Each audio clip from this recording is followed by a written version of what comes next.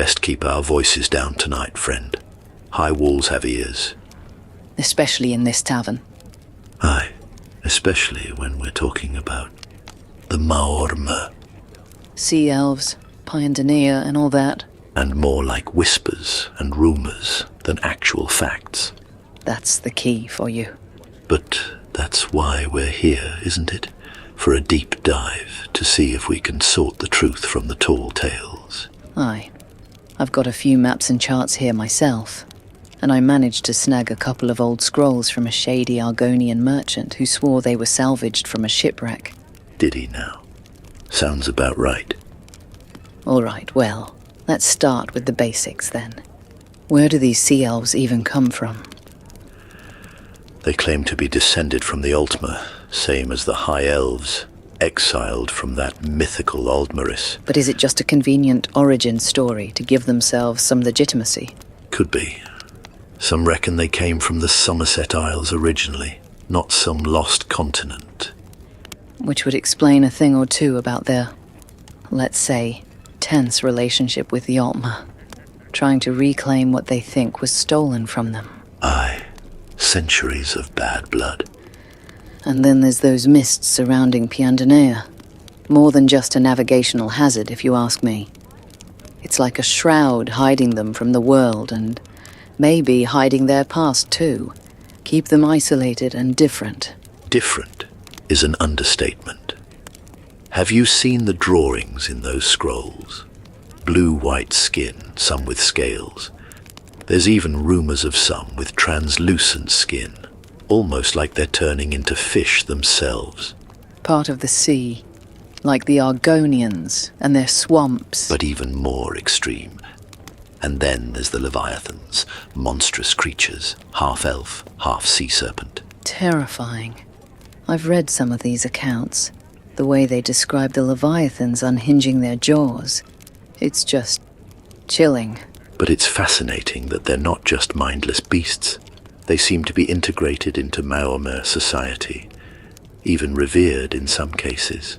So they're not just tools of war. They're part of their culture, maybe reflecting some aspect of their own identity. I think that's a really compelling theory. This blurring of the lines between elf and serpent, physically and magically. And it begs the question, how far are they willing to go in this pursuit of power and transformation? Aye. It's like they're not content with just adapting to the sea. They're trying to become something else entirely. They've got the sea serpents too. We're talking colossal, and they ride them, summon them, even use them in battle. That gives a whole new meaning to naval warfare. What kind of magic could even do that? It's different.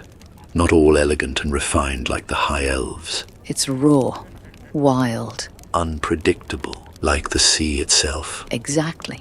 They're not just summoning storms. It's like they become the storm. Makes you wonder what else they're capable of. And you have to wonder, is it Orgnum, their leader, who's taught them this? Orgnum? The exiled sorcerer king? Extremely powerful mage. Some say immortal. Exiled even before the attacks on Somerset started, wasn't he? He was already powerful before he was sent away.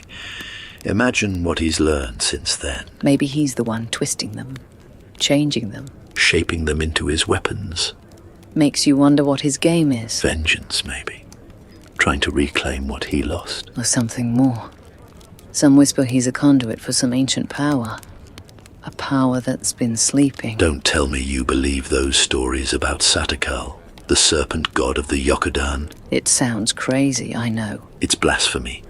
A sea elf king bound to a Yokudan god. But what if there's some truth to it? What if that's the source of their power? That's unsettling, to say the least. But it would explain a few things. Their transformation, for one. It's not just adaptation, it's something else. Something driving them. And the attacks on Somerset. Maybe it's not just about land. Maybe they're after something more. Trying to reclaim a lost connection to this Satakal, but I seriously doubt it. Speaking of terrifying, let's talk about those ships of theirs. Like something out of a nightmare from what I've heard. Fast. Silent. They say they can appear out of nowhere, strike and vanish back into the mist.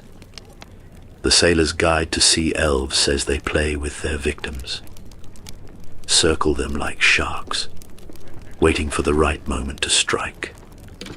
And once they do, They swarm aboard. Vicious fighters. Nimble as monkeys, they say. not a fight you'd want to be in. Trust me on that one.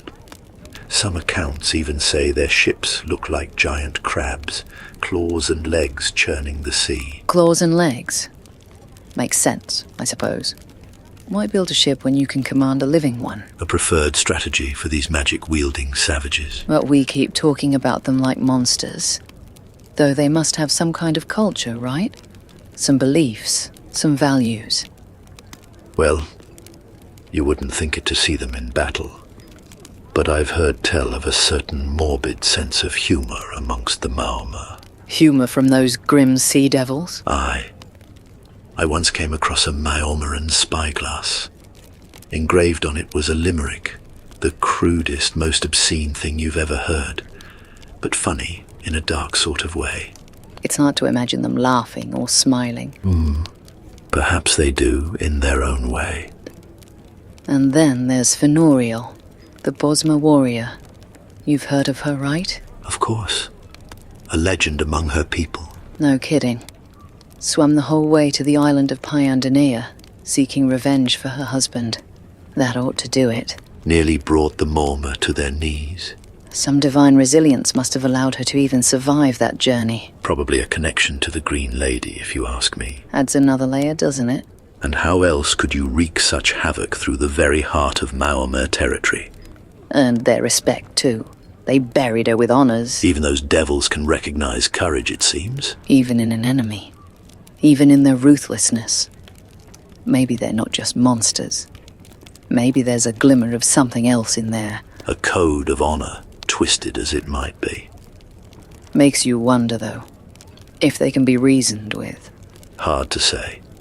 They're driven by something powerful. You sure you can handle another tale? I've come this far, haven't I? Aye. And I haven't even told you about the blood sacrifices yet.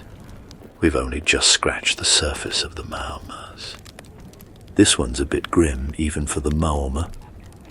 Another black briar should do the trick. Just don't spare any details. I want to understand why the blood sacrifices. From what I've gathered, it's not just about cruelty.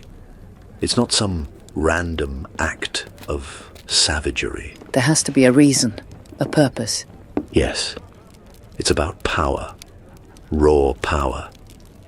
They say the murmur can draw on immense energy during these rituals, but It takes a toll, right? a terrible toll. Not just the lives lost, but something from within the murmur themselves. It drains them, weakens them, So, it's a last resort. only when they need a surge of power, a boost.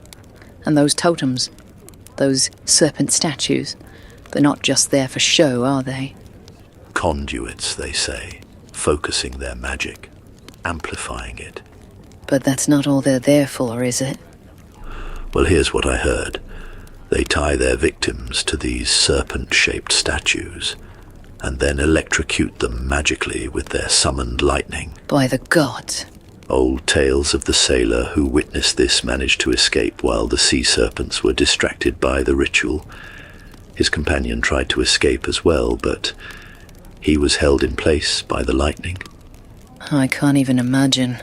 And the sailor, well, he saw the Maoma's wrists glowing as the sea serpents pulled at his friend. And the effects of this ritual? Hurricanes, lightning storms, even tidal waves if they can summon it all. You'd imagine these storms are so chaotic it would strike their own warriors. Funny you should mention it. They aren't immune to getting struck by their own summoned lightning. So they use lodestones, both on their ships and on themselves. But still, these lodestones are just precautionary, not guarantees. They really don't shy away from seeking power, no matter how self-destructive it is. Just like their symbiotic relationship between their magic and their treacherous island. It's a wonder anyone dares to sail against them. Nobody crosses the Maorma willingly, not unless they can avoid it. I wonder if this cruelty has anything to do with thinking they're the true Aldmer. That conclusion in itself is strange, given that they have become so different, almost unrecognizable. Oh, well, that's a tricky one. They have a text describing they're the only ones directly descended from the original Aldmer, and that the Altmer are lying about their heritage. But surely there has to be more to it than just a piece of propaganda. Well, considering they've been isolated on Piandonea for so long, being cut off from the other elves might have made them think they're the only ones keeping the original Aldmery traditions pure. Keeping the old ways alive, untainted by outside influence, could just be their way of making themselves feel justified in their attacks and their anger. And it definitely would. Right? Piandonea itself. It's more than just a location. It's like it's a force that molded them into what they are. And the mists and the constant storms, that creates an atmosphere of isolation, both literally and metaphorically. Aye. And that has very much so influenced their culture and their magic. It really does feel like Piandonea itself is sort of a reflection of their magic. Mangroves, kelp forests, raw and untamed. Very different from Somerset. So different. And that difference is crucial. They have become masters of this environment, relying on it for sustenance, using it to their advantage, but that reliance may also be part of what drives their aggression towards Somerset. They see the Altmer as having what they deserve. Exactly. And there may even be a little bit of desperation there. There's that dependence on those blood sacrifices. That's right. It does suggest that there are some boundaries to their magical strength. While they're very good at controlling the sea serpents and weather manipulation, those blood sacrifices suggest there's a limit to what they can do innately. Embracing that chaotic and transformative nature. And think about it. If they've embraced such a different path, can they really claim to be the true anything? It's a paradox, isn't it? It is. They've embraced the serpent, embodiment of chaos and change, and yet they're desperate to hold on to a past that may not even exist anymore. Right. It might just be an ideal. Maybe a way to reconcile the present with the past. Create a narrative that justifies their actions, reinforces their identity. Or maybe it's a genuine belief, a yearning for that connection to a lost origin. A source of power they feel has been denied from them. So, we're back to the mysteries of Orgnum. Right. What if they're not just trying to reclaim territory or resources, but something deeper? Like a lost piece of their heritage. A way to unlock their magic, maybe. It's tantalizing to think about. And it leads to another question. What does the future hold for the Malma? It's what I keep thinking about. If Orgnum is gone or if his goals have changed, what becomes of his people? Will they continue those raids? Or will they turn inwards? Focus on consolidating their power. It's impossible to say for sure. But we can look at their history, their culture, their magic.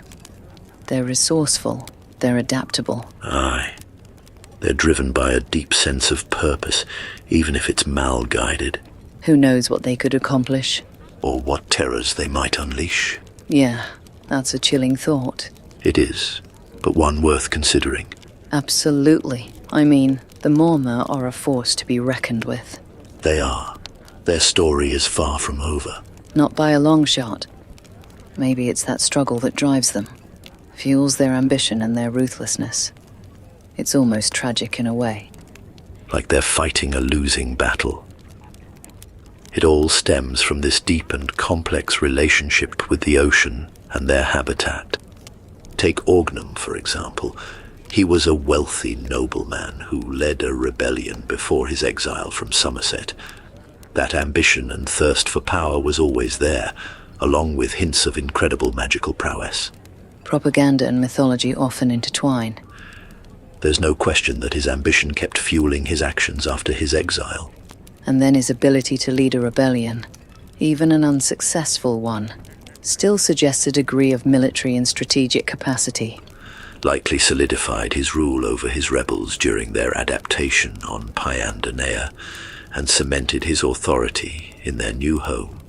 So, It's like they're trying to master this force that's both a part of them and something they can never fully control. Oh, absolutely. They've embraced transformation, pushed the boundary, They've tamed serpents, ridden in the storm. challenged gods. And they make for one heck of a story. I think I've heard enough for one night. It's a good thing we're safe here in this tavern. Away from the mists, away from the sea. Safe for now. The sea remembers, and the Maoma never forget.